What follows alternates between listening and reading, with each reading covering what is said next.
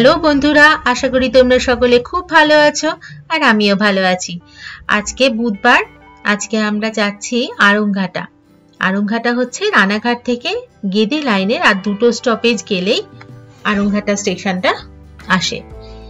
সেখানে কেন যাচ্ছি? সেখানে আমার শ্বশুর বাড়ি। তো চলো আজকে তোমাদের সঙ্গে নিয়ে আমি সেখানে যাব। রানাঘাট স্টেশনে নেমে পড়েছি। এবার আমরা এই শাটল ট্রেনটায় উঠব, শাটল গেদে। এখনো পর্যন্ত ফাঁকাই আছে, তবে এই ট্রেনটা মোটামুটি ফাঁকাই যায়।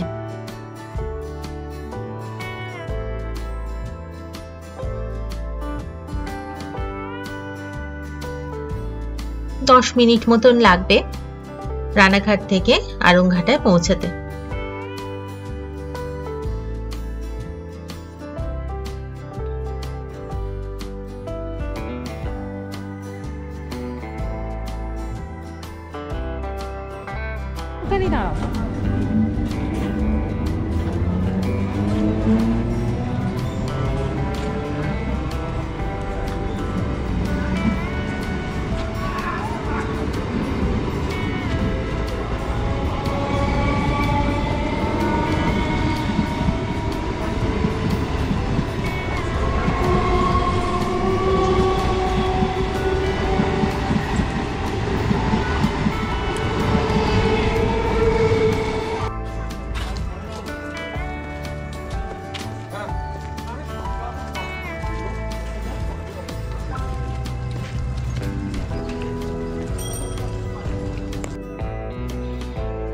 বাড়ি পৌঁছে গেছি। স্টেশনের একদম কাছেই আমাদের বাড়ি।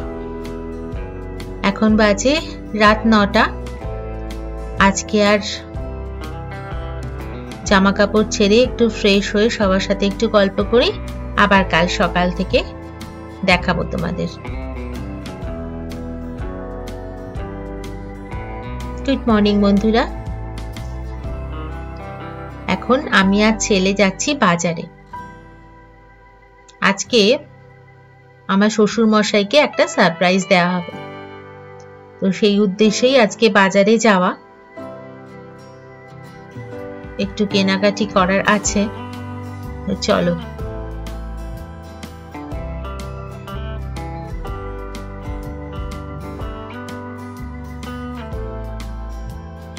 এইটা হচ্ছে আমাদের বাড়ির সামনের রাস্তাটা।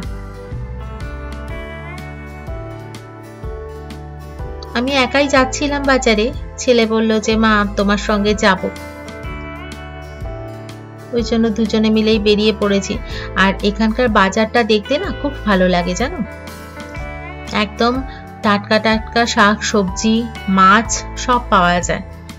আমাদের কলকাতায় তো সমস্ত কিছু এইসব জায়গা থেকেই যায় না।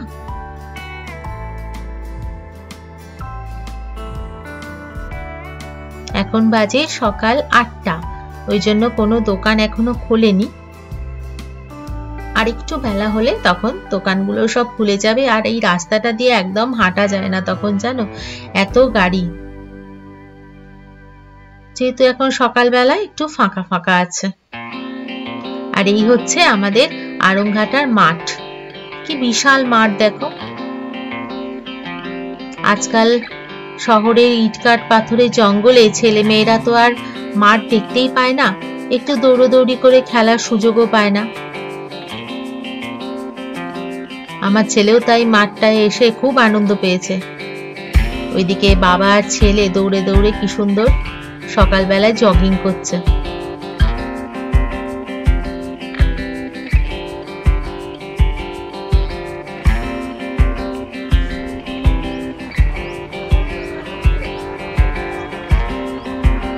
ভাগ্যিস এদিকে ফ্ল্যাট তৈরি হওয়ার মতন কোনো পরিস্থিতি নেই, না হলে এই মাঠটা আর মাঠ থাকতো না।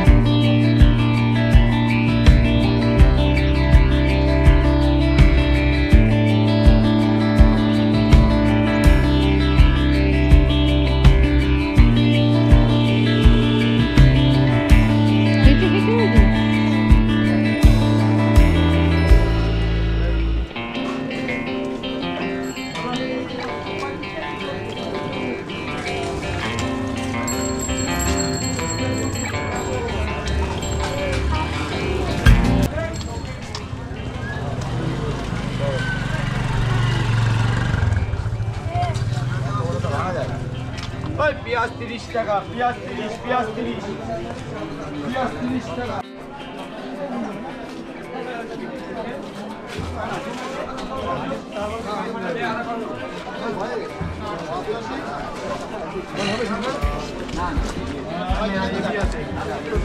আপনি কোন আলাদা 10 টাকা সামনে কদর শাক, পালং শাক, বেতর শাক বলেন। কদর শাক, পালং শাক, বেতর শাক হলো এটা মেলা বাটা হবে।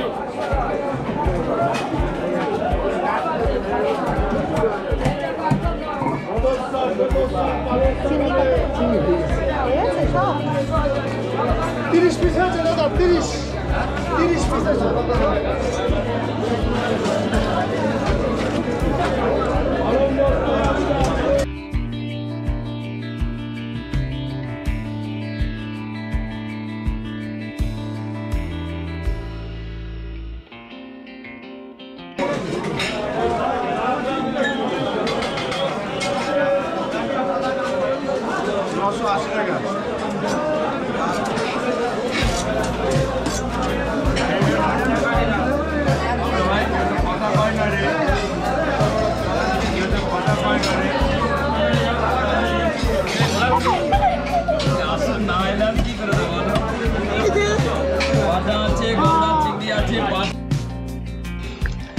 মাছ কেনা হয়ে গেছে। আজকে আর সেরকম সবজি কিছু নিতে হবে না, শাশুড়ি মা বারণ করে দিল যে সবজি কিছু আনতে, কারণ বাড়িতে সবকিছুই আছে। তাও একটু সবজি বাজারটা ঘুরে দেখতে বেশ ভালো লাগছিল। শীতকালে এত রকম সবজি ওঠে, রং বেরঙের, বাজারে ভরা থাকলে কি ভালো লাগে দেখতে, তাই না? খুব ইচ্ছা করছিল কটা সবজি নিই, তাও বারণ যখন করেছে ওই জন্য আর নিলাম না।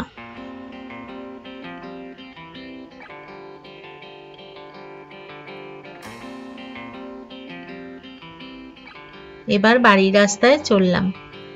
একটু তাড়াতাড়ি বাড়ি যেতে হবে, কারণ আরেকটা জায়গাও তোমাদের আজকে দেখাতে নিয়ে যাব। আমাদের এই আড়ংঘাটার বিখ্যাত একটি জায়গা। তো চলো তাড়াতাড়ি বাড়ি ফেরা যাক।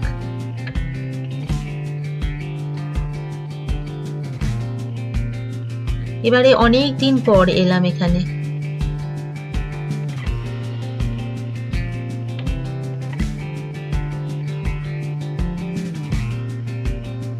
চলে এসেছি বাড়িতে, সবাই রেডি হচ্ছে।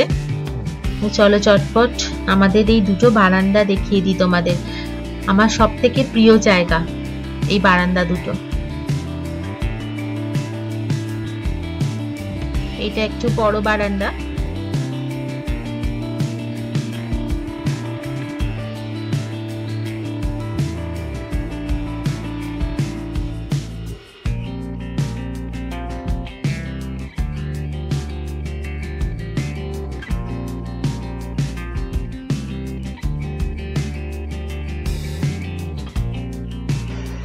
আর এটা হচ্ছে ছোট বারান্দা।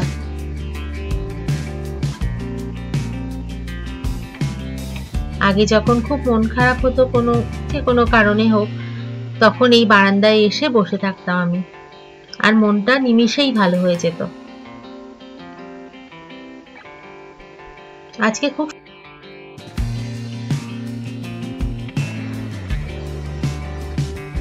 সবাই মিলে বেরিয়ে পড়েছি।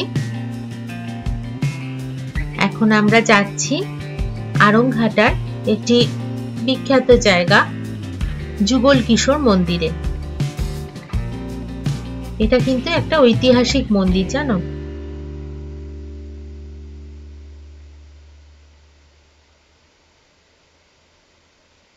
আড়ংঘাটা স্টেশন থেকে মিনিট 5 হাঁটলেই চূর্ণী নদীর তীরে এই যুগল কিশোরের মন্দিরটা।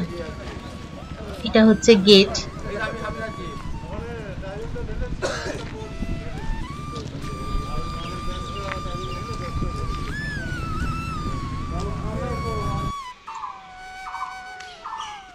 কয়েকশো বছর আগের বকুল গাছ, এখানে ঢিল বাঁধলে মনস্কামনা পূর্ণ হয়। এখানে সকলেই ঢিল বাঁধে, মনস্কামনা পূর্ণ হলে পুজো দিয়ে ঢিল খুলে দিয়ে যায়। জামাই ষষ্ঠীর দিন পুজোও হয় এখানে।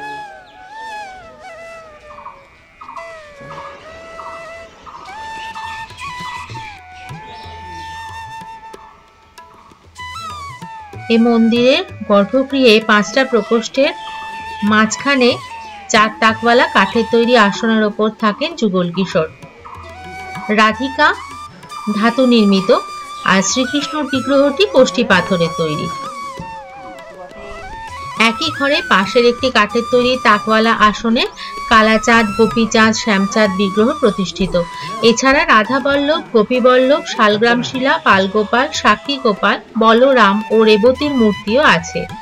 আগে 5টি ঘরে আলাদা আলাদা বিগ্রহ থাকতো এবং তাদের জন্য ঘরও নির্দিষ্ট আছে, কিন্তু বর্তমানে কাজের সুবিধার্থে, কারণ অত লোক এখন আর নেই, ওই জন্য একই ঘরের মধ্যে সবাইকে রাখা হয়েছে। যুগল কিশোরের এই মন্দিরটি 1728 খ্রিস্টাব্দে মহারাজ কৃষ্ণচন্দ্র নির্মাণ করে দেন, যদিও পরে তা কয়েকবার সংস্কার করা হয়েছে।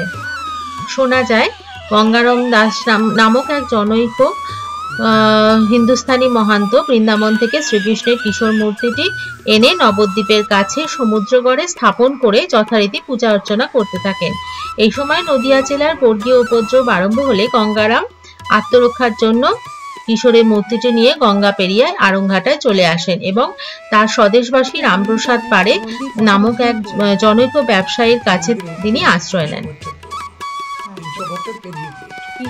কি প্রতিষ্ঠা করেছিলেন? গঙ্গা রামদাসজি, মহাত্মা গঙ্গা রামদাসজি প্রতিষ্ঠা করেছিলেন। গোবিন্দকে বৃন্দাবন থেকে নিয়ে এসেছিলেন, আর রাধারানীকে মহারাজা কৃষ্ণচন্দ্রের ওখান থেকে কৃষ্ণগড় থেকে এনেছিলেন, নিয়ে এসে প্রতিষ্ঠা করে 300 বছর আগে মন্দিরটা রাজা কৃষ্ণচন্দ্র উনি প্রতিষ্ঠা করেছেন।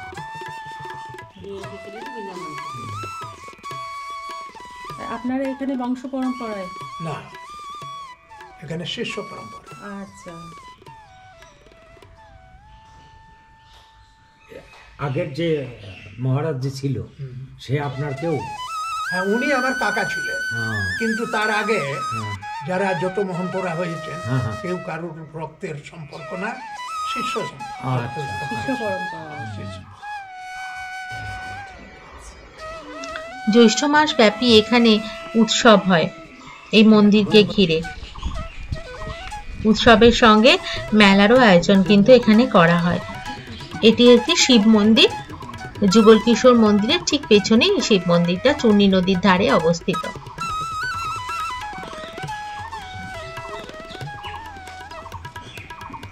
জায়গাটা কেমন লাগলো বন্ধুরা অবশ্যই কিন্তু কমেন্ট করে আমাকে জানাবে, আর পারলে ছোট্ট একটা উইকেন্ড ট্যুরও কিন্তু তোমরা আরংঘাটায় করতেই পারো। কথা বলতে বলতে চলে এসেছি আবার বাড়িতে।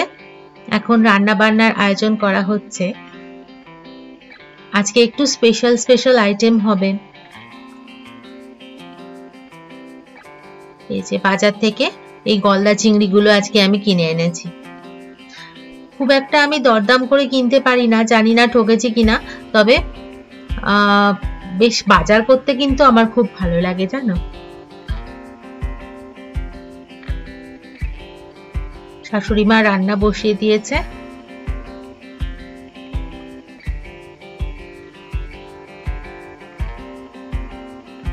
এখন বাজে বেলা 12টা।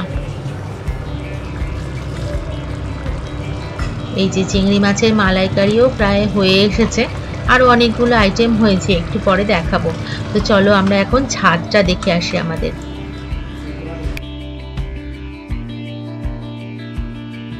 এটা হচ্ছে আমাদের বাড়ির ছাদ বাগান। কত রং বেরঙের ফুল ফুটেছে দেখো।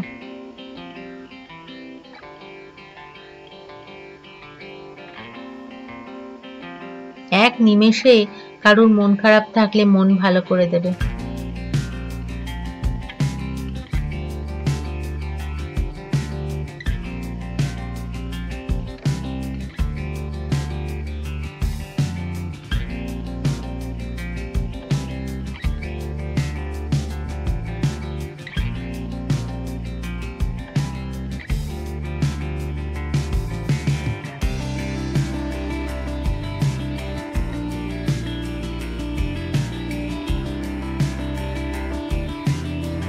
এই দেখো, এটা একটা অন্যরকম জবা ফুল।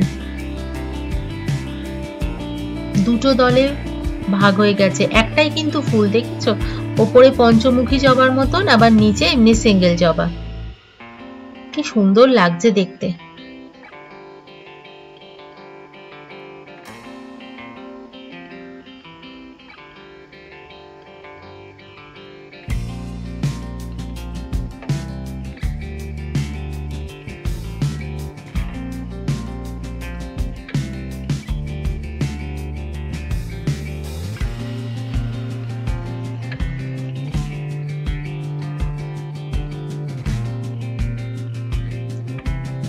চলো এবার নিচে যাই, এতক্ষণে রান্না টান্না সব হয়ে গেছে। আজকে আমার শ্বশুর মশাইয়ের জন্মদিন, খেতে বসেছে। ওই জন্যই সকাল থেকে এত আয়োজন। খুব ভালো লাগছে। কি বার্থডে বয় কি কি খাচ্ছে আজকে? আজকে তো হ্যাঁ খাবো আমি। খাও। বার্থডে বয় খাচ্ছে ডাল, 5 রকমের ভাজা, এখানে আছে নতুন গুড়ের পায়েস, এটা চিংড়ির মালাইকারি, এটা কাতলা মাছের কালিয়া, পোলাও, মিষ্টি, চাটনি। সাজানোটা উল্টো পাল্টা হয়ে গেছে, চাটনি দেওয়ার পর মিষ্টি দেওয়া উচিত ছিল। যাই হোক, একটু গন্ডগোল হালকা।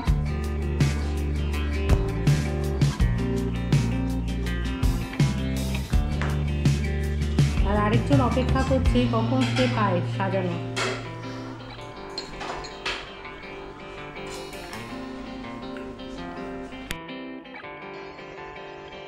আজকে জন্মদিনের এই আয়োজনে কিন্তু শ্বশুরমশাইও বেজায় খুশি হয়েছেন। তো চলো বন্ধুরা, আজকের ব্লগ আপাতত এই পর্যন্তই। এবার খাওয়া দাওয়া চটপট সেরে নিই, আবার বিকেলের মধ্যে বেরিয়ে পড়বো কলকাতার উদ্দেশ্যে।